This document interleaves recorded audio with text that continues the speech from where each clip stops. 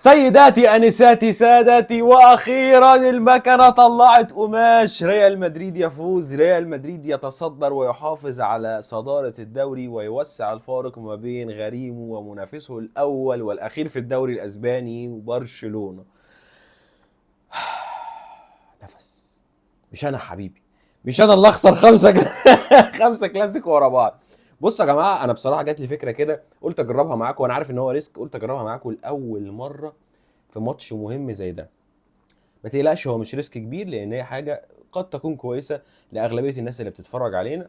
وبرضو الجزء الفاضل يعني مش هنساه، وهو ان احنا اهم فقره عشان نبقى صراحه اللي هي بتبقى في الحلقات اللي بعد الماتشات الناس بتستناها، هي فقره التقييمات.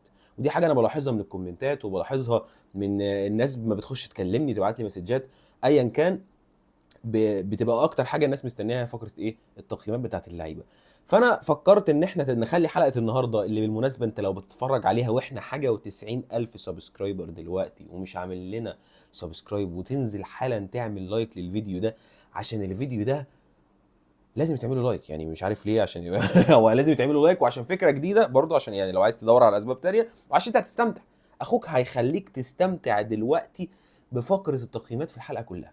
هتقولي طب لو عملنا تقييمات في الحلقه كلها، طب ما باقي الحاجات اللي عايزين نتكلم عليها ما هي مش تبقى تقييمات بس، هتبقى تقييمات وهندخل في النص التقييمات كده الحاجات اللي احنا عايزين نتكلم عليها، من لقطات تحكيميه، من لقطات من لعيبه، كل لعيب بنتكلم عليه وبنقيمه زي فقره التقييمات بتاعتنا العاديه.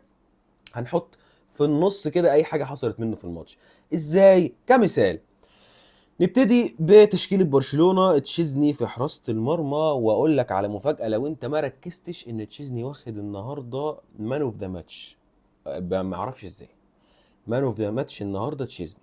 تشيزني من وجهه نظري هو عمل، عارف المثل اللي بيقول لك انت بتعمل تورتايه وفي الاخر تحط عليها شويه ملح؟ تشيزني عمل العكس تماما. تشيزني عمل التورتايه كلها وحشه وحط فوق كريزايه. ايه الكريزايه دي؟ الكريزايه دي تصدي ضربه الجزاء من كيليان امبابي، نقطه تحول في الماتش بنسبه 1000%. واي حد بيتفرج على الماتش عارف الكلام ده كويس. ضربه الجزاء اللي اتصدت دي لو ما كانتش اتصدت الماتش ده كان هيفتح. كان هانس فليك هيهاجم اكتر ما هو بيهاجم، هيضغط اكتر ما هو بيضغط. التبديلات اللي نزل مكانها مدافعين كان هينزل مكانها لعيبه تانية حتى لو من اللمسيه يهاجموا، عشان يقدروا يقلصوا الفرق شويه او يرجعوا في النتيجه ويتعادلوا. فضربه الجزاء دي كانت نقطه الفصل حرفيا. ولكن اداء تشيزني قبل ضربه الجزاء من وجهه نظر انا كتقييمي الشخصي، ودي اساسا الغرض من الفقره اللي احنا بنعملها، احنا بنقول التقييم بتاع اللعيبه ونقول راينا فيه. تشيزني جايب 9 النهارده، 9 واحد كمان تقييم. انا من وجهة نظري تشيزني بغير ضربة الجزاء وقبل ضربة الجزاء كأدائه في الملعب، هو ما اديلوش 6.5 7 بالكتير قوي. اي حاجة كان بتشوط عليه بتخش، حتى لو الحاجات اللي اتشطت عليه كانت صعبة، بس برضه كان في اكتر من كرة سهلين كانوا ممكن يتصدوا، كان في اكتر من كرة كان ممكن يتمسكوا وما يخرجوش كورنرات. كان في حاجات كتير جدا تشيزني كان سايق فيها النهارده. كوندي واخد تقييم 6 و4.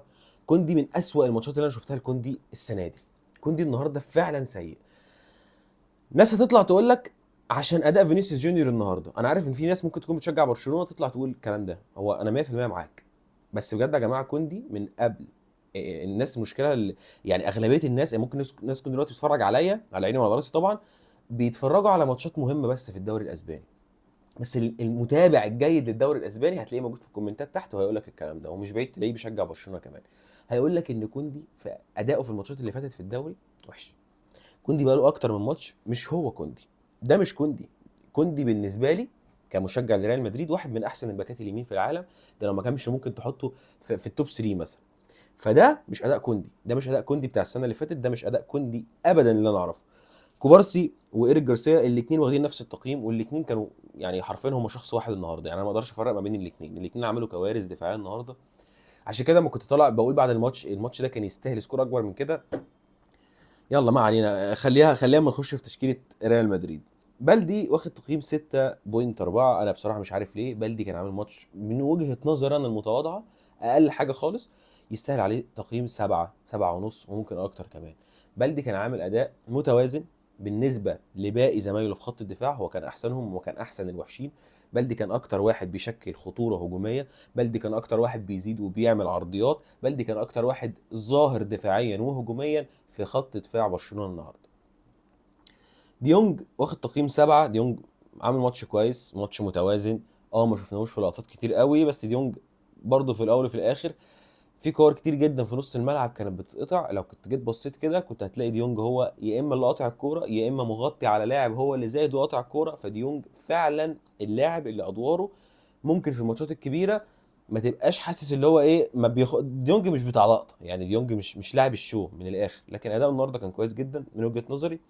بدري واخد تقييم طبعا قليل عشان حاله الطرد اللي هو واخدها، ولكن بدري يعني انا مش شايف ان هو يستاهل تقييم 6.4. بدري عمل ماتش كويس جدا. بدري كان من اكتر اللعيبه اللي ظهر في برشلونه هجوميا.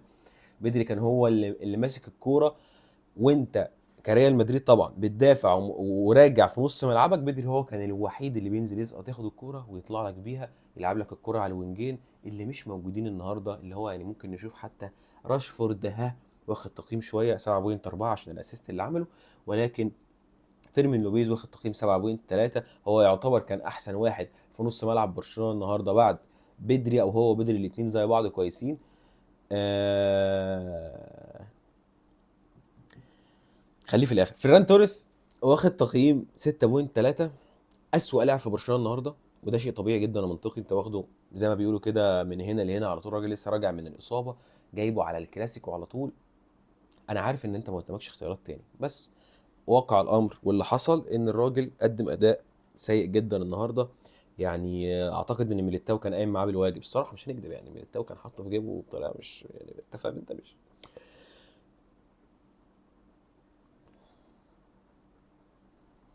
فين التاج؟ فين؟ هقول اف وحش؟ هقول لك مش هقول الكلام ده. يعني مش هينفع، احنا في قناه محترمه وداخلين على 100,000 وهنجيب درع نحطه ورانا وبتاع. فين التاج يا ابني؟ يا ابني فين التاج يا ابني؟ فين بص يا جماعه، في كلام ممكن اقوله يضايق والله، وفي ناس هتطلع تقول لي في الكومنتات انت بتقول الكلام ده عشان انت متضايق منه ومش عارف ايه. قول زي ما انت عايز. والله العظيم والله العظيم بكلمك حاجه بعد ما شفت ان الشخصيه ممكن تاثر على الملعب. انا معاك 100%. 100% بيني وبينك كلمتين على جنب. معاك 100% ان اي لاعب طالما في الملعب بيديك احسن اداء يعمل اللي يعمله بره الملعب. انت مش فارق معاك كمشجع، انت عايز اداء في الملعب. بس احنا للاسف يا حبيب اخوك اقتنعنا ان الكوره هي حياه لاعب الكوره. اي حاجه بتعملها بره الملعب بتاثر على ادائك في الملعب. خلاص كده نقطه من اول السطر. اتفقت انا وانت على حاجه واحده، تمام. حاجته اللي بيعملها بره الملعب ايا كانت هي ايه مش هنتكلم عنها، بدات تعكس اللي بيعمله في الملعب. ساعتها بقى نقف. الراجل ده بما ان الاتنين بيأثروا على ادائه كلاعب كوره. الراجل ده مش هقول لك هو يعني عشان بس الناس اللي كانت بتقول لك خليفه ميسي. يعني الراجل ده ما يجيش مثلا في يايا توريه. مش هقول لك ميسي بقى عشان بس ننجز القصه يعني. الراجل ده ما يجيش في فينيسيوس جونيور مثلا. الراجل ده ما يجيش في جاريث بيل مثلا. بكلمك بقى بامانه، يعني طالما الاثنين بيعكسوا، يعني ممكن احط هو جاريث بيل في مقارنه. لو لامين عرف في نهايه مسيرته زي ما جاريث بيل عمل يبقى معاه بطولات. الاثنين عقليتهم بره الكوره، والاثنين عندهم موهبه. شكرا. ده معاه بطولات ده لا. لعيبه ريال مدريد ننتقل سويتشات سريعه كده عشان ما اطولش عليكم. كورتوا واخد تقييم قليل جدا النهارده بالمناسبه، يعني 6.9. كورتوا ما اعتقدش ان هو اختبر. كورتوا ما اعتقدش ان في كور راحت له النهارده. يعني باستثناء كام كوره كده راحوا له واعتقد كانوا سهلين جدا. كوره من فيران توريس، كوره من فيرمين لوبيز، غير الكوره اللي دخلت جول طبعا. فشيء بديهي جدا يكون واخد تقييم قليل، لكن هو ما يعني ما فيش حاجه راحت عليه تقريبا يعني. هاوسن وميليتاو عاملين ماتش عالمي النهارده، عالمي. ميليتاو بالمناسبه عامل اسيست. فالفيردي الراجل اللي اتصاب، ودي اكتر حاجه ضايقتني وعدت كده من النص ومحدش واخد باله منها، ان فالفيردي خارج مصاب. عامل ماتش حلو جدا جدا جدا جدا. كلهم واخدين تقييمات من 7.5 فيما فوق لحد 8. ميليتاو واخد 8. ونيجي للراجل اللي واخد تقييم 7 وانا مش عارف ازاي. كاريراس. بص، انا عارف وهنكر. عارف ايه يا محمد وهتنكر ايه يا محمد؟ عارف ان كاريراس كان وحش هجوميا. اشتري بقى من اخوك. ولكن هيطلع السما عشان سكت لامين، عشان الضجه اللي لامين عملها قبل الماتش. عايز تقول عليا بقول اي كلام، قول براحتك. كاريراس النهارده ما كانش اقوى حاجه. كاريراس النهارده كان عنده ميس باصات، كان عنده فضايح هجوميه، كان عنده شكل وحش قوي. بيخرج بالكوره، بيدافع ازاي يا محمد؟ ده في كوره في ال 18 لمين كان هيعديه وخلاص، وقع على رجله من رجل اليمين وراح لاحقها بالرجل الشمال. 100 100 دفاعيا جميل، قطع كام كوره حلوه. بس مش الباك اللي يقول لك انا حطيت لامين يامال في جيبي. بس احنا هنقول انه حط لامين يامال في جيبه عشان ايه؟ عشان لامين وحش. يعني لامين هو محطوط في الجيب بتاع اي لاعب لان هو اللي وحش، مش عشان اللاعب هو اللي كويس. ده مش نونو مينديز. بس عمل ماتش كبير، عمل ماتش كبير طبعا. تشاوميني بالمناسبه عمل ماتش كويس جدا، عشان الواحد برضه يكون يقول اللي ليه واللي عليه. الماتش اللي فات طلعت وقلت ان هو كان سيء. الماتش ده كان عامل ماتش دفاعيا كويس، قطع كور كتير كويسه. طبعا تشاوميني عقيم هجوميا، وخلاص انا يعني رميت طوبته في قصه الهجوميا دي. يعني مش منتظر منه اي حاجه. هو الراجل قطع باصات كويسه، بينزل يغطي مكان السنتر باكات لما بيزيدوا. دي امكانياته. اتطور ما اتطورش خلاص كان به، انا عشان جبت اخر. فينيسيوس جونيور، ولقطه فينيسيوس جونيور اللي عملها وقت التبديل، انا معاه 100%. هتقول لي انت بتطبل، يا عم انا بطبل. انا معاه 100%. فينيسيوس جونيور النهارده وطلعت اتكلمت عن الموضوع ده، ما زعلش عشان اتبدل، ما زعلش عشان هو احسن واحد في الملعب، ما زعلش عشان هو عامل ماتش عمره حرفيا، هو ماتش كويس جدا. زعل عشان حس ان التبديلات دي محفوظه. انا بقولها لك اهو، وخد كلامي وارميه البحر. فينيسيوس جونيور النهارده زعل عشان حس ان التبديلات دي محفوظه. معنى ايه؟ بمعنى ان انت كيليان امبابي ده احسن مني حتى لو انا كويس وحتى لو هو وحش. كيليان امبابي بعد ما ضيع ضربه الجزاء مش موجود في الملعب. كيليان امبابي قعد ربع او تلت ساعه مش موجود في الملعب بعد ما ضيع ضربه الجزاء.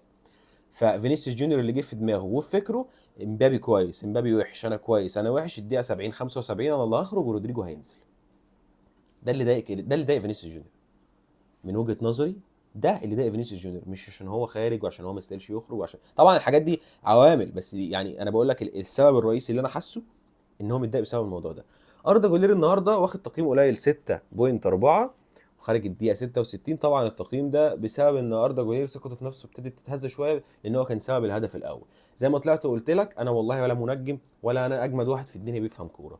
قلت لك اي عناصر من عناصر برشلونه هتبقى موجوده شربت طريقه فليك الهجوميه. اي كوره واحده بس اتقطعت من اردا جولير، تك تك تك جول. اي خشب هيعمل نفس الحاجه. اي خشب هيعمل نفس الحاجه. انا مش بقلل من لعيبه برشلونه، ومش بقول لك ان الاصابات ما اثرتش، الاصابات اثرت واثرت هجوميا قبل دفاعيا. ولكن الكره الوحيده اللي اتقطعت من اردا جولير اللي انا ما اقدرش الومه فيها، لان طلعت قلت برضه في الحلقه ان اخرج من الفيديو كده بعد ما تخلص الفيديو ده، شوف الفيديو اللي قبل الماتش. والله مش بقول لك كده عشان تتفرج على فيديوهات، يعني بقول يا عم شوف الفيديو، ولو طلع الكلام اللي انا بقوله ده، الفيديو ده نازل قبل الماتش، لو طلع الكلام اللي بقوله ده مش موجود في الفيديو ما تصدقنيش في اي حاجه تاني. قلت لك اردا جولير مش وظيفته انه يخرج من الضغط. اردا جولير وحش، وحش والله العظيم، وحش في ان هو يخرج من الضغط. مش هيعرف يعمل كده. اردا جولير لو اتضغط عليه في التلت الاولاني من الملعب في 18 عندك او قدام ال 18 عندك، الكره تقطع منه، هيتوتر. خلاص يا جماعه، هو دي امكانيات اللاعب. مش لازم يكون اللاعب بيعمل كل حاجه، مش لازم نحطه في مقارنه مع لاعب تاني. انا يا عم رحم الله امرئ عارف قدر نفسه. الراجل ما بيعرفش يعمل الحركه، ما بيعرفش يعمل ده. طيب انا المفروض مني اعمل ايه؟ المفروض مني اشوف اللاعب ده ايه امكانياته، ايه الكويس اللي فيه واعمله، واحطه في الكويس اللي هو فيه، احطه في المكان اللي هو كويس فيه. انت يا ابني بتعرف تعمل ايه؟ والله انا بقدم لك سحر في التلت الاخير من الملعب. عيش، عيش يا معلم. ليه؟ ليه اوصل اردا جولير انه يبقى هنا ويضغط من هجوم برشلونه اللي هو اصلا حافظ منظومه الضغط العالي؟ هو اصلا بقاله سنتين بيلعب على نفس الطريقه، فطبيعي هيغلط، 100% هيغلط. كامافينجا واخد تقييم 7.5. بص التوليفه اللي كانت ما بين كامافينجا وبلينجهام دي عالميه، بس لو اي فرد تاني غير كامافينجا انا البني ادم ده مش جاي معايا. عمل اداء كويس كويس، بس مش جاي معايا. ليه؟ افترى يعني؟ من لا مش افترى، بس كامافينجا ما اعرفش دي امكانياته، ما اعرفش لسه راجع من اصابه فبرضه ما عندوش الثقه، ما اعرفش لسه رجله ما ثبتتش على الملعب، ما خايف على رجله شويه، ما اعرفش. بس كامافينجا النهارده بيبقى قدامه ماتشات كتير جدا تطلعنا تحولات هجوميه مش طبيعيه في المركز اللي هو عامله ده. ايه المركز اللي هو عامله؟ المركز اللي هو عامله ان هو كان بينزل يغطي في الحاله الدفاعيه، وفي الحاله الهجوميه بيقلب وينج اصلا بقى. ففي الحاله الهجوميه الكره لما تجيلك كوينج هو عامل كده مع كامافينجا ليه؟ عشان هو لاعب سريع وخفيف ويقدر يعمل الحاجتين، بيقدر يدافع وبيقدر يهاجم. ده كامافينجا زمان. كامافينجا لما رجع لسه عنده النزعه الدفاعيه، بس هجوميا هو ما عندوش الثقه. لما بتلعب ويسقط في الحاله الدفاعيه بيساعدك حلو جدا وبيقطع وسط والدنيا جميله، وبيقفل زوايا تمرير مسطره. مش احسن حاجه بس كويس، اللي هو اللي انت طالبه منه بيعمله. طب في الحاله الهجوميه لما يقلب وينج ويبقى بلينجهام هو المهاجم الوهمي عشان يسقط بين المدافعين ويسجل هدف زي ما سجله، مفيش. مفيش كيليان امبابي بيجري، فينيسيوس جونيور بيجري، اي حد بيجري، هو مش شايف، هو ما عندوش الثقه دي، هو قلقان بيلف ويرجع الكره ورا لتشاوميني او لهاوس. فكامافينجا الصراحه ممكن يتطور يعني هي كانت ريسك كبير ان انت تعمل التوليفه دي، وهي اول مره تتعمل في ماتش زي ده. الحمد لله انها عدت على خير. كيليان امبابي زي ما قلت لك عمل اداء فوق الممتاز لحد ما جت ضربه الجزاء. ضربه الجزاء دي المفروض تيجي تكون نقطه تحول في المباراه للفريق اللي بيجي له ضربه الجزاء، هي كانت العكس بالنسبه لكيليان امبابي، اول ما ضيعها خرج بره الماتش. ومن وجهه نظري المتواضعه التي لا قيمه لها على الاطلاق، كيليان امبابي كان المفروض هو اللي يخرج مش فينيسيوس جونيور بصراحه يعني. الحق يقال. صعب عليا جدا هانسي فليك في تبديلاته، بكلمك بجد والله. الكوره اللي اروخو لقى نفسه فيها على الوينج ودخل على العمق، وهو وميليتاو وراح عامل دريبل كده وراح زقها. بقى الوينج بيعمل دريبل ويروح زيها يشوط او ايه، يعمل الاوفرلاب. عمل الدريبل وزق الكوره الكوره خرجت كورنر. مدافع يا جماعه، سنتر باك، حتى مش باك. يعني حتى مش باك، انت ملعبه ايه، منزله يلعب وينج عشان انت عندك اصابات زي ما شفنا مثلا نونو مينديز مع باريس سان جيرمان. هو الراجل سنتر باك صريح، مش عارف يعني الكوره طولت منه فعلا، صعب عليا. كاسادو نزل عمل اللي عليه. الشاب روني نزل عمل اللي عليه. مارتن نزل في الدقيقه 90 اصلا يعني او حاجه و90 كمان، فما حسيناش بيه. ابراهيم دياز لما بتكلم عنه الناس بتتضايق مني، بس انا لسه عند كلام ابراهيم دياز. بجد يا جماعه، بجد يا جماعه، مش قادر اتقبله، سيء جدا جدا جدا، واخد تقييم 6.3. يعني هو المفروض يستاهل اقل من كده بصراحه. كارفاخال واخد تقييم 6. انا في لقطه كارفاخال دي الحاجه الوحيده اللي انا فاكرها كارفاخال، ان هو من ساعه ما نزل واحنا بندافع فهو كان فرض زياده بس في الحاله الدفاعيه، اللي زق فيها اراوخو في 18 دي وهو قال له قوم قوم وبتاع. اللقطه دي انا شايف ان هو كان ممكن تحسب ضربه جزاء، يعني ممكن لو كان رجع للفار كان يحسبها ضربه جزاء. اللقطه دي لو كانت اتحسبت ضربه جزاء كانت تبقى كارثه من كارفاخال. كارفاخال قبل ما يتصاب لبسنا ضربه جزاء، اتصاب رجع كان هيبقى ملبسنا ضربه جزاء ثانيه، كانت تبقى كارثه بكل المعاني يعني. رودريجو لما نزل ما شفناش منه اداء، واخد تقييم 6.6. سيبايوس ما تقيمش اصلا، و جارسيا برضو ما تقيمش. اداء كويس. شفت حد كان كاتب لي كومنت بيقول لي يعني انت مقتنع باداء النادي بتاعك؟ اه مقتنع. ما هنحور، الراجل بقاله سنتين محفظ زي ما قلت لك، دي 10 مره اقول لك نفس الكلمه، مش محفظ، هو مشرب لعيبته الطريقه بتاعته. فانا ما ينفعش في اول كلاسيكو كمدرب جديد شايف ان فرقتي اخر 4 كلاسيكو خسرانه، يعني اللي قدامنا دول واخدين ثقه، اللعيبه بتاعتهم كلها حافظه طريقه اللعب، وانا لسه بقول بسم الله الرحمن الرحيم يا اول موسم. فانا مرضي بال3 نقط، ومرضي 50% بالاداء. ال 50% التانيين دول ايه؟ او بلاش 50%، مرضي 70% بالاداء. ال 30% الباقيين دول ايه اللي مش مرضي بيهم؟ ال 30% دول ان انت كنت تقدر تجيب الجوال كمان. بس انا مش عايز ابقى طماع. انا كل اللي انا عايزه قلت قبل الماتش، وبرضه ارجع شوف فيديوهات، او هو فيديو واحد ارجع شوفه. كل اللي انا عايزه وقلته قبل الماتش ال3 نقط. ال3 نقط جم 2-1 1-0. تنساش تعمل سبسكرايب، داخلين على 100,000. اشوفكم باذن الله في حلقه جديده. تنساش تعمل لنا لايك للفيديو ده لو عجبك وحسيت ان انت مبسوط. والفكره الجديده دي ان احنا بندخل الكلام اللي حصل في الماتش كله عن طريق التقييمات، او في وسط ما احنا بنتكلم عن تقييمات اللعيبه، لان دي اكتر حاجه الناس بتبقى مستنياها عامه. بدل ما بنرميها في اخر الحلقه نخليها هي الحلقه كلها ونتكلم عن التفاصيل في وسط التقييمات. اتمنى اكون عملتها بشكل كويس، وان شاء الله باذن الله لو لقيتها عاجبه الناس ولقيت الفيديو ده عليه يعني كومنتات ايجابيه والكلام ده كله، هنبتدي نكمل بنفس الطريقه دي. ما تنساش تصلي على النبي وفايتك كتير.